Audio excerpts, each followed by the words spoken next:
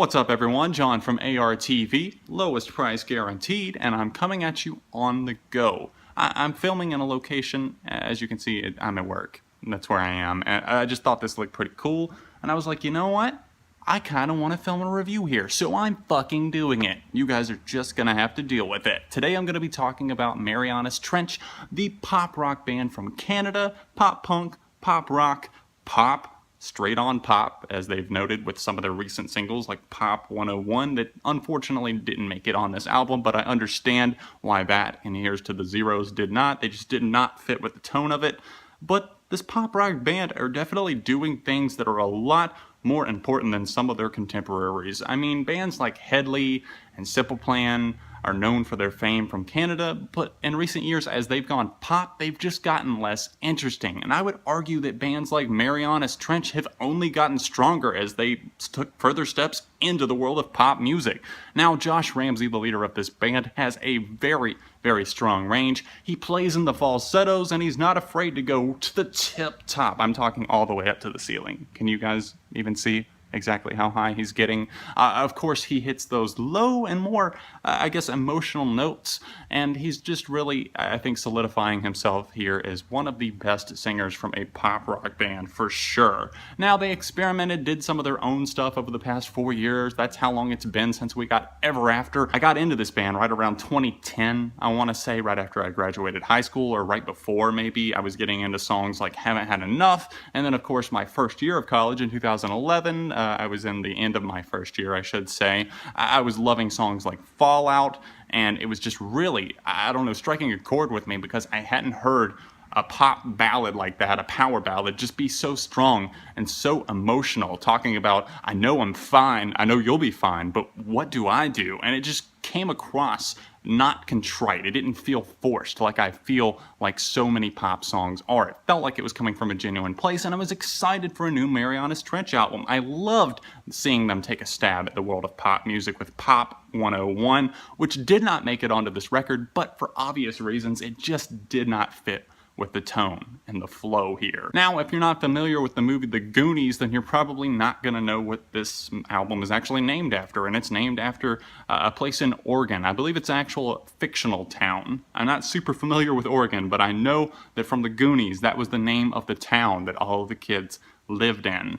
And it's nice to see them kind of writing from, once again, kind of a concept style and kind of a fictional perspective. We just kind of jump down the rabbit hole with them and hold on and see where they're gonna take us. Now, the opening song, which is the title track, Astoria, is a Queen-esque roaring ballad that's all over the place. It starts off a little bit slower, and then it gets into these vocal harmonies, and it just gets all over the place. They unleash everything from Michael Jackson to Queen I see influencing this, and just a lot of modern and contemporary pop music as well. We got the lead single from this thing, which I wasn't that impressed with. I believe One Love was actually the lead single, and it grew on me, but I'm more excited about some of the, I guess, hidden cuts here on this thing. Some of the ones that might not get released as singles, but at the same time, they're some of the most intriguing and promising songs that I've heard from Marianas Trench to date. One of those being track number 2 on this record, which is called Burning Up. He just really nails that range on that thing. It feels like a mix of 80s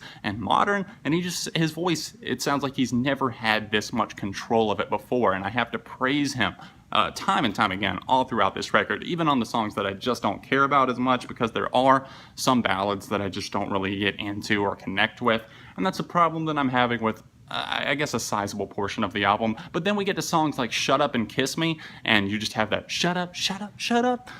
The vocal harmonies there, and just the way that Josh presents himself on that track. He's very charismatic, and that's something that you have to love Marianas Trench for, I feel like, at least. Hey man, can I call you right back?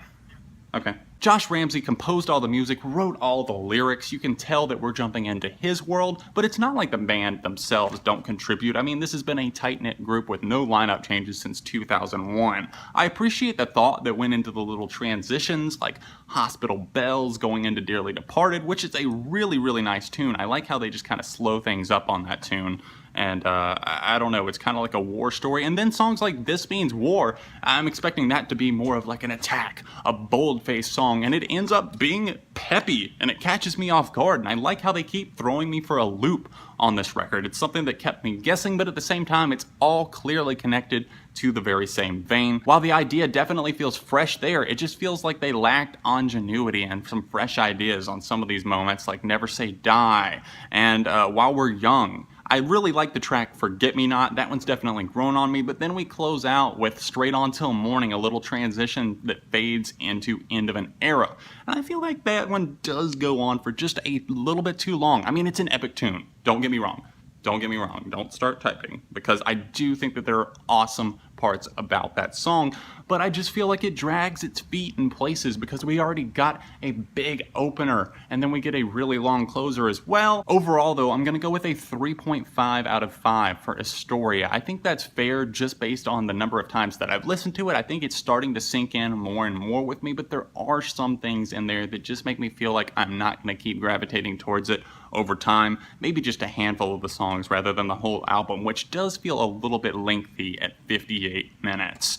I hope you guys enjoyed this review. Don't forget to smash the like button on it to let me know that you enjoyed it. Let me know what you thought of it in the comments section, and if there's any other albums that I should tackle, definitely sound off down there. I'm more than welcome to take suggestions. I'm not saying it'll happen because I've been pretty busy lately with the lowest price guaranteed, but other than that, I'll see you guys very soon right here on ARTV.